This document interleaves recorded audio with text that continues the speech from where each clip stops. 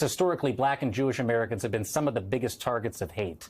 Joining us now is Jewish American icon, producer Norman Lear, and executive director of People for the American Way, and former Democratic mayor of Ithaca, New York, Svante Myrick.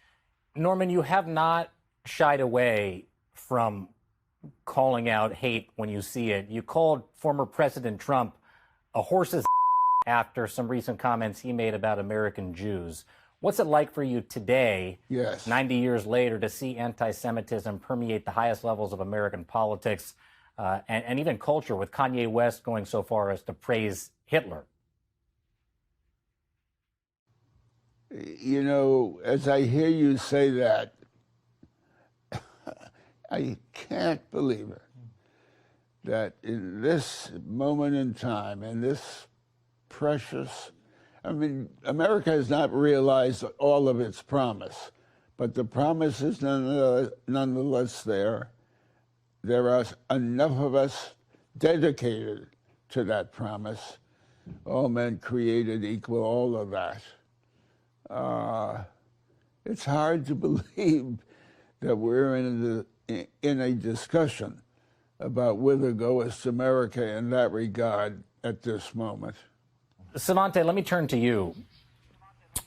As a former mayor, Svante, in upstate New York, you have had firsthand experience in how this type of anti-Semitism is more than just words. I'd love for you to share that with us.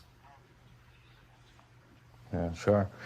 You know, when you lead a community and you see what could start as the graffiti written on a wall or the occasional hate tweet from a political leader actually turn into violent threats, right? When we had some of the most actionable threats of domestic violence and terrorism in our community that was fueled by anti-Semitism, it made me start to study the issue even more clearly. You know, the person who drove to Buffalo and massacred Black people in their grocery store, he was seeking a grocery store that he knew Black people went to. Why? Because he was mad not just at Black folks, but he was mad at Jewish folks. Recognizing that the root fuel of anti-Semitism is the same as anti-Blackness, and that it's that when those two forces combine, you get white supremacy. Norman, you might have seen that Jon Stewart recently responded to Dave Chappelle's SNL monologue that was criticized as normalizing anti-Semitism. Here's what Stewart had to say about that. Let's watch. Now, everybody obviously calls me and said, like, did you see Dave on SNL? And I'm like, yes, we're very good friends. I always watch and send nice texts. He normalized anti-Semitism with the monologue.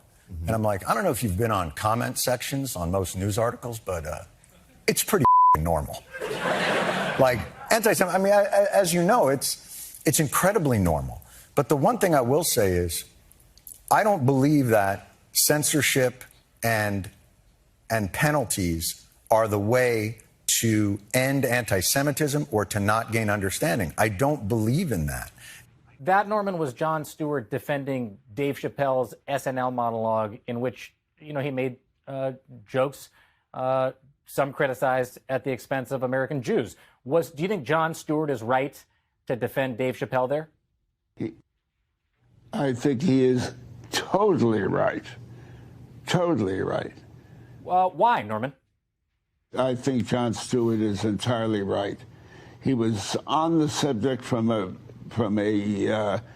I'm convinced, a good mind, a heart and soul, and I don't remember the wording well enough. I didn't think he stumbled at all, but perhaps he did in the eyes and ears of others.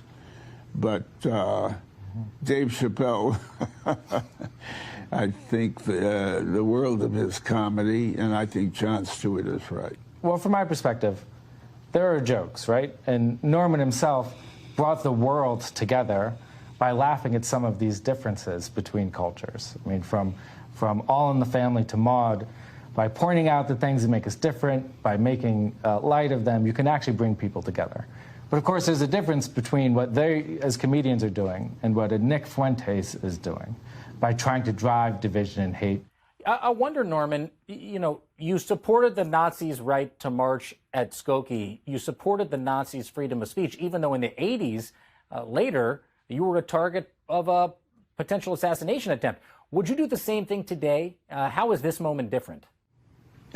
I would support the right to free speech in this country and fight to the death the people who are preaching hate in any direction, whether it's white people against black people or far right against, or far right Republicans. Just seeing the two of you sit next to each other, it brings up for me a fissure that others have pointed out between the historic black and Jewish alliance that dates back to the civil rights movement. Do you see a similar fissure, and do you think it's a rift that needs repairing?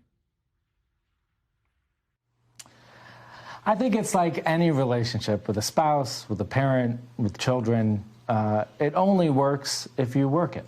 We can only hold together if we are constantly reaching out to each other, staying in conversation. But we also have to be aware that unlike most other relationships, there are people who are actively and intentionally trying to split us apart. From the KKK to Nick Fuentes, there are folks who recognize that when black folks and Jewish folks have been in alignment, their hate-filled agenda has actually moved backwards. Svante, Norman, I cannot thank you enough for taking the time to do this and to have such a critical conversation. Well, why don't you take some time? Why don't you take some time and try? Amen and touche to the legend.